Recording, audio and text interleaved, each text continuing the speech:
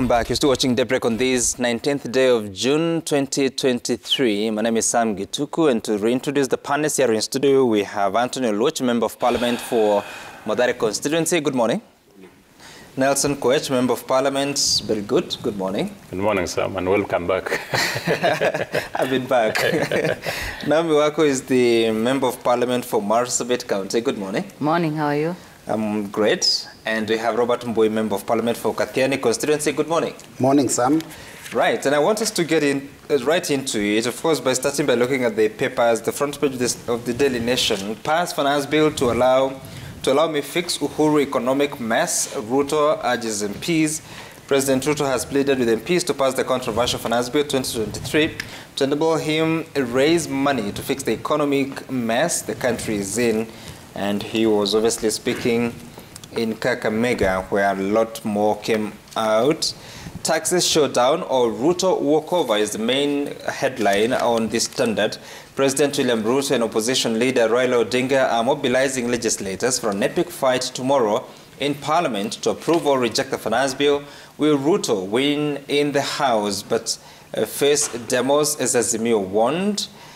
And I think let's start right there, because we saw the reading of the budget by the Cabinet Secretary for Matters National Treasury, that is Njuguna Ndung'u, last Thursday. 3.67 trillion is the budget. And of course, some priority areas, the 5 areas of bottom-up economic transformation agenda. And the areas, among them agriculture, universal health coverage, MSMEs, and so much more, including the digital economy. Honorable Robert Mbui, I'll begin with you, because I understand that some members of the Azimio coalition walked out of the budget. I don't know whether you are one of them, but really, what is the strategy here? Because the reading of the statement was at the tail end of a lengthy process of allocating resources to different functions and expenditure areas.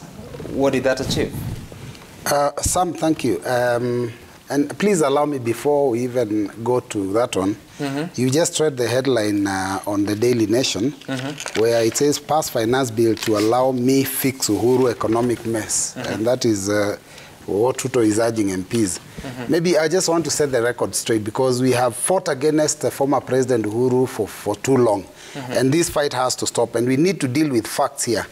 When Kibaki left office in 2013, our public debt was 1.8 trillion.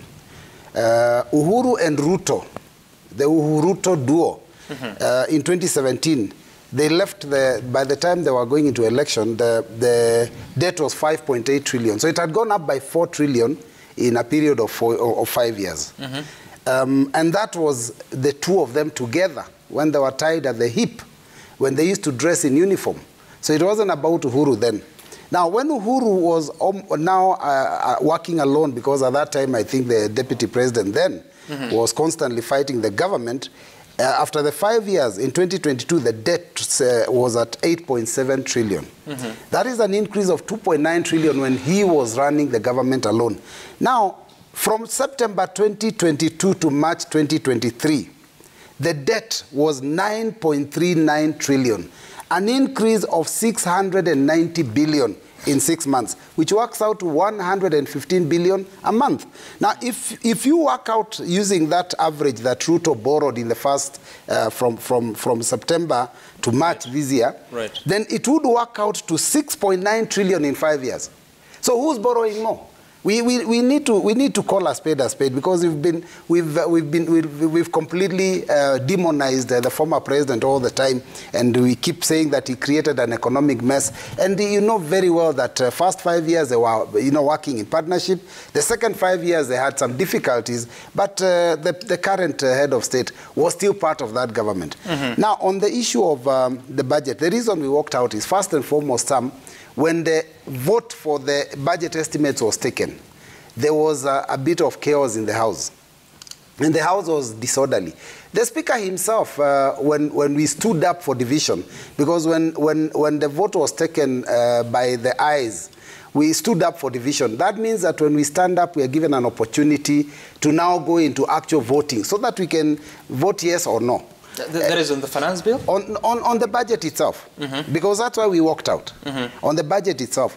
But when we stood up for division, the Speaker himself said that the House was unruly, and so that he couldn't allow a division. That is totally against the standing orders. So our opinion was not heard, because they forced a vote very early in the day, because what we wanted is to discuss, address some issues that are in that budget that we are unhappy about. And like they say, the majority can have their way, but let the minority also have their say. They denied us an opportunity because of a fight because of that fight concerning the issue of the deputy whip of the minority. So he didn't allow us an opportunity to air our grievances. He didn't allow us a chance to vote and to our vote to be known exactly how each of us voted. And so we feel that this was a process that was hurried. This was a process that didn't give us an opportunity to address our issues. And so this budget, in our opinion, is a Kenya Kwanza budget run by Kenya Kwanza in a Kenya Kwanza parliament. And that's why we walked out on the CS. But other than that, we feel that basically when it comes to issues of budgeting, Sam, if your salary has not increased, how do you increase your budget? Because that's what budget is all about. The salaries of Kenyans hasn't increased. The economy of the country is not improved. Why do we increase our budget? And we keep increasing our expenditures.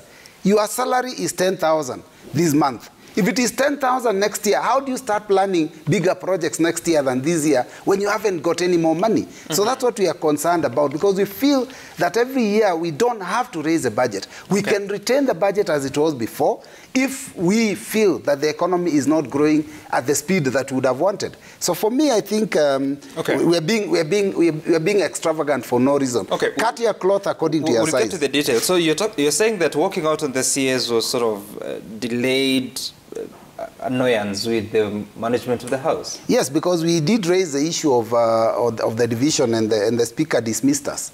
Actually, apparently, the Speaker needs to understand the House has to be run in an impartial manner. But we felt that on that particular one, he went against the rules himself and refused to allow us an opportunity to vote. You see, at the end of the day, Sam, when we go into the finance bill, you're going to ask questions, and you'll ask, so why did you pass the estimates? I didn't pass the estimates. I need people to know that I didn't pass the estimates, so that when I say I'm refusing to also allow an increase in the tax, then I can justify myself. But Kenyans will be saying that, you passed the estimates. I didn't pass them. Okay. Honorable Oloch, explain to me, because there appears there's a bit of confusion in understanding what exactly happened, because there was that Tuesday when the issue of Deputy Minority Whip, Sabina Chege, came up. What exactly happened that day? And then also, is it on Wednesday last week that we saw the Committee of Supplies passing several monies to different state departments? And then again, there's the Thursday meeting. I think the Committee of Supplies was on Tuesday. Then there's the Thursday meeting when the Cabinet Secretary was now tabling the budget estimates. I mean, what is what? And how do you explain that reaction by Azimio? Yeah, first of all, I think there's been the outstanding issue about our minority whip. And we raised a substantive issue. The issue that our minority leader raised, and which we have a problem with the way the House Speaker reacted, is that more than a month ago, we had asked and communicated to the Speaker about the position. And what the standing orders really say is that this is a communication that ought to come from the minority side. That's all that needs to be done. What is unexplained is why the Speaker first took time to react or to respond to our communication. And even when he did respond to the communication, he gave us an unexplained 1 month. Go and decide who your minority whip is. We already decided. We already communicated. And I think one of the things that we must do is to call out this government. This president has indicated that he wanted an effective opposition. So how do you, on the one hand, say that you want an effective opposition and you stifle how they can whip themselves in the House? How can you say that you want an effective opposition when in the House Speaker does not allow the minority, like my leader here is saying, to have their say? They will invariably win because they have, one, raided our people. They have taken away people who are ordinarily on our side, but the people need to know that the people they elected, however few they are allowed to ventilate. They're allowed to speak. Now, on the question about what comes first, there is a bit of confusion here. And let's first begin with the confusion as to how long we need to debate this thing. The Speaker made a communication at the prompting of Dr. Makali Mulu. And the issue was, first, we got a report posted online at midnight on the day before the debate. I sat in the House on the Committee of Supply up to about 10 p.m. That report wasn't there up to 10 p.m. when we were discussing Committees of Supply on the budget report. The report wasn't there. You wake up in the morning and somewhere along the line you're told there was a report. You're sitting at 9:30 in the morning. I mean, this is a 400, going to 500-page report with annexures. Even if you're a fast reader, I myself am not, I don't have the background on figures and mathematics and statistics. There are people who will struggle and take a little bit more time than other people. Koech has that background. Luckily, he probably would have easier time going through this. So when that issue was raised, what the Speaker said was that you can debate on the main bill, which is the finance bill, as you read the report, chew the gum as you climb the stairs. I mean, this is the most important role, legislative business that any member of parliament would be called upon to debate or to decide on. If you look at Article 95, there are 3 roles that we have. Among those roles, in my view, in the 5 years, and this is the 6th year, budget making and scrutinizing the finance bill is perhaps the most important, because everything else that we do for the remainder of the year would be talking about oversight of monies that we have allocated. It would be about making bills, some of whom we have allocated money to ministerial positions. So I think the casual manner in which this was handled prompted part of the reason why we walked out. And let me summarize here by saying that the government has its own ways of making sure that they curtail the opposition's ability to be able to ventilate and debate budget and finance bill effectively. You had Honorable Osoro saying they occasioned or prompted or facilitated members of some of our side to travel, right? So on the one hand, you're allowing people deliberately to travel at a time you know a bill will be discussed. Some of them read the communication because they are following this online, that debate will go on up to Tuesday. So they have a decision as to whether to cut short that trip or to stay on and come back on a Sunday, prepare on Monday and go on Tuesday. So these are some of the dirty tricks that these people use. So if you ask me why did we walk out, partly because we don't want to sanitize what we think is a flawed process, and number 2, we also have our own tricks. They have their own dirty tricks. Part of those tricks including either sitting and blowing whistles like we did during President Uhuru's time when he came to Parliament. You could walk out. You could filibuster and make sure you don't enable debate to go on. These are tricks that happen in the process of debate making. They have their own. We have our own. But how successful is it? Well, success or not success is something that we have to leave to posterity and for history to judge, isn't it? If you have a system that is so stifled, a government that has captured the other 2 arms of government, including parliament, you have to use whatever tricks you can use. Some of those are tricks of debate, and you make sure you have interventions, most of whom which are ignored. If you're not Robert Mbui or Opiyo Wandayi or somebody sitting up front there, you probably wouldn't get noticed. Yeah. So how effective it is neither here or there for me. Okay. It is a question of have we put a point? Have we made our point? And the answer is yes, we have. Let's listen to the members of Azimio on what exactly they said upon leaving the floor of the House on Thursday afternoon. We cannot sit there because our sitting there would sanitize a very flawed process. Would give legitimacy to a very legitimate undertaking. Okay, that's the Minority Leader Opiyo Wandayi. Honorable Nelson Koech, so with all this, because they sound to have expressed a bit of dissatisfaction in how things are being run in the House, what's your response on the actions? It's what I would call a national shame. Members of Parliament are paid to debate, to engage. That is, I mean, that is our platform. That is where we engage our colleagues.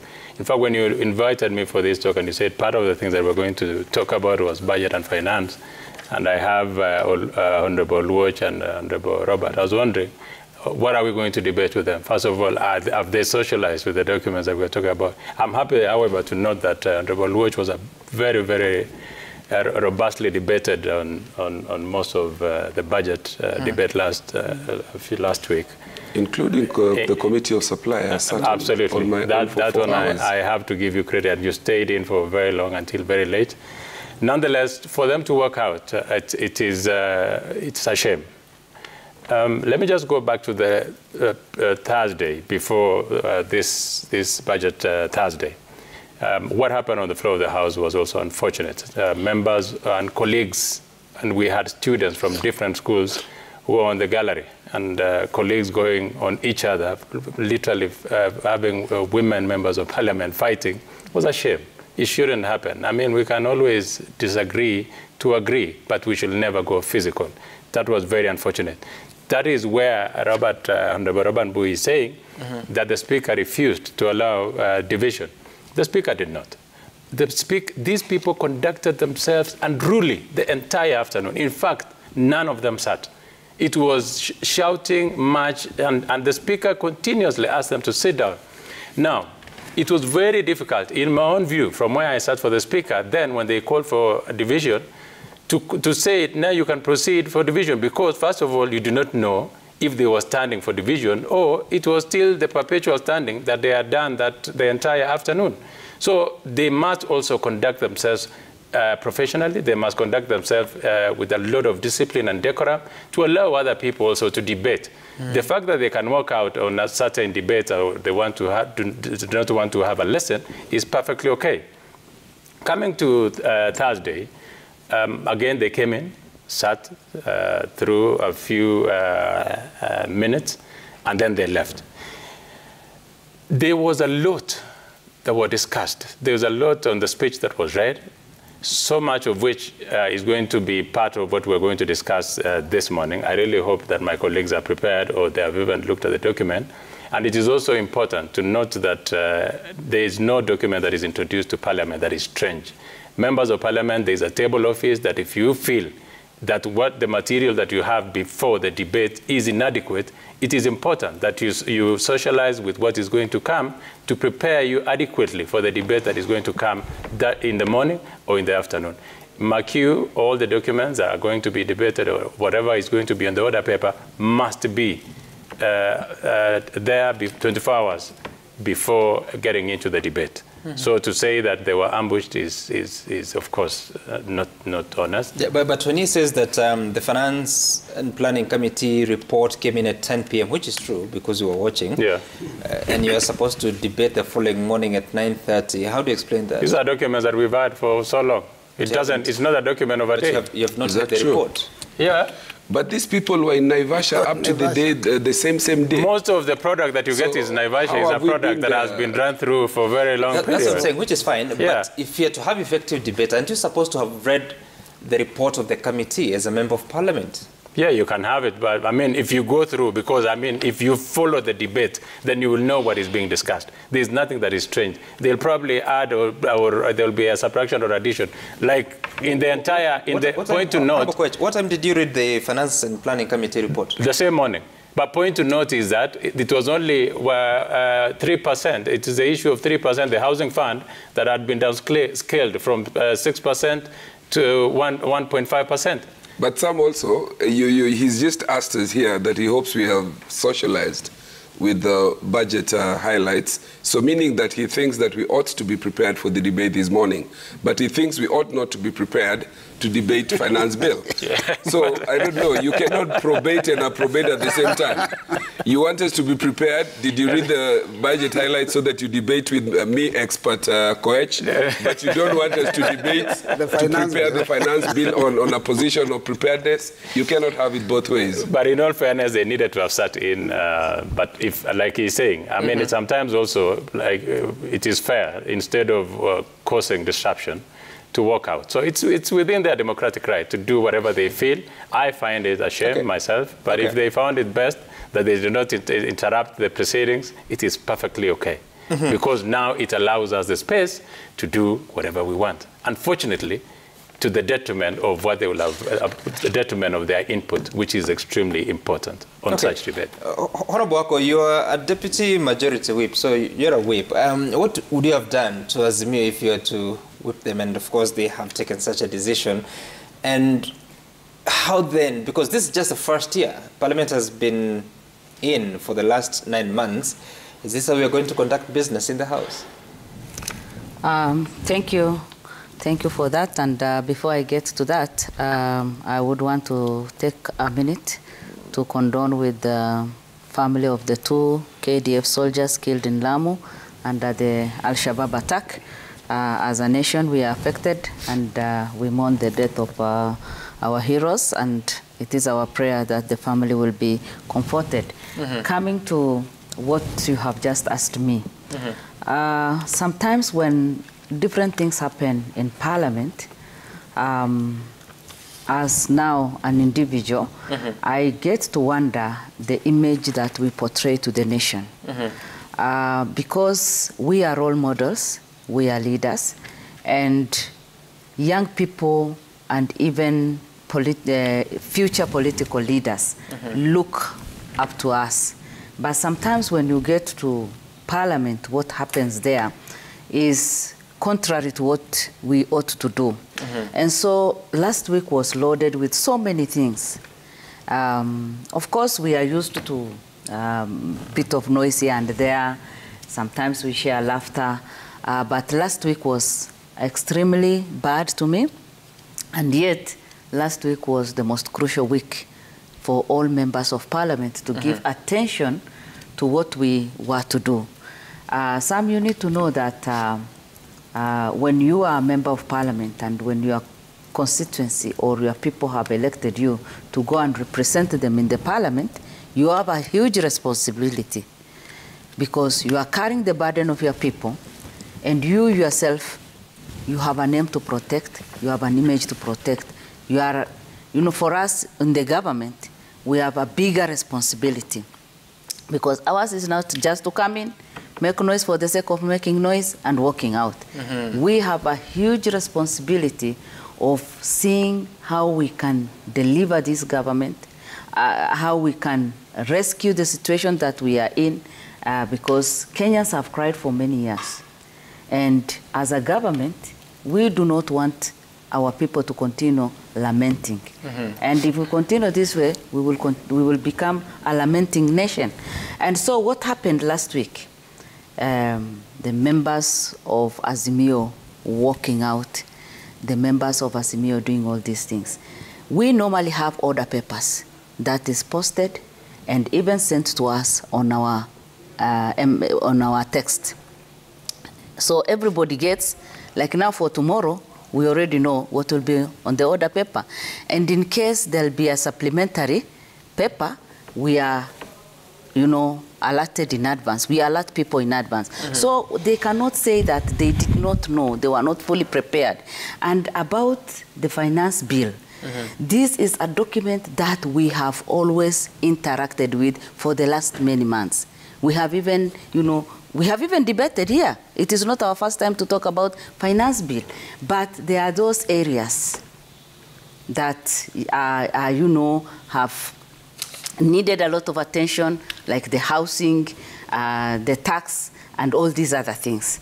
So for our members of Azimio to say that they were not fully prepared, Yes, the document was huge.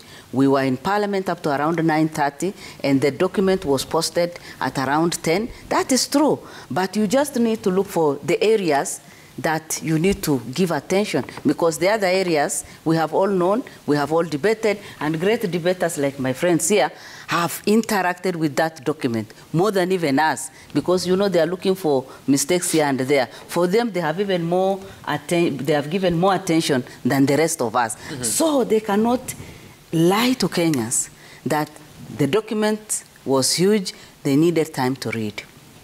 Let me touch on what happened on Tuesday. We were ashamed. Personally, as a woman leader, I was totally ashamed. When we get there, we are guided by standing orders.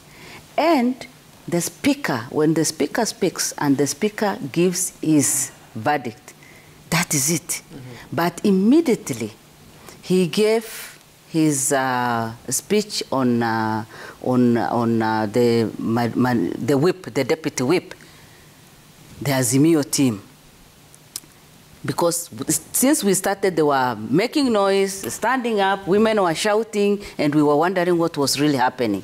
And we just saw people coming and fighting, another woman snatching her phone and trying to beat her, and all the others making a lot of noise. And that is when members were even, some have been suspended, others suspended for 5 days, just like, school-going children. If you misbehave, the principal must take some action. So some women were suspended for 5 days, others for 2 weeks, others for even more than 2 weeks. So all that is as a result of us doing the wrong thing in Parliament, and you expect Kenyans to just say, yes, they have done the right thing. So what happened on Tuesday first was the wrong thing.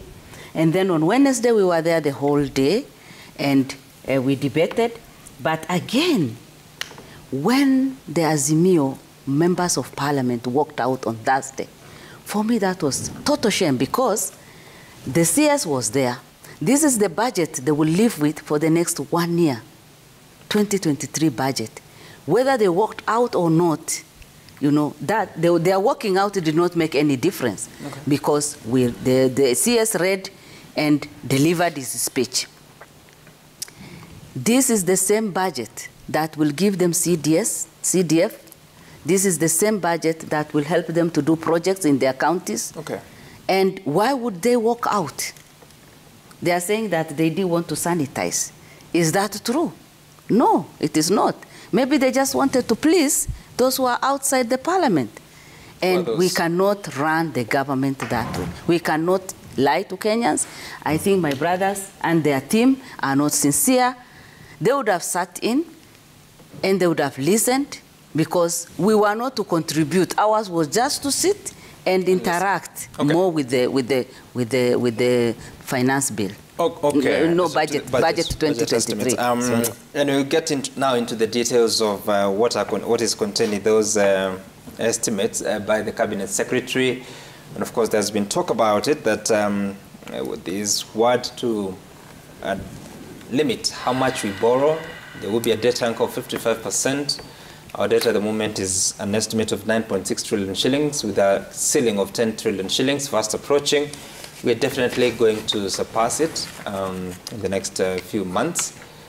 But what does the debt anchor mean? We'll talk about that after the break. You stay tuned.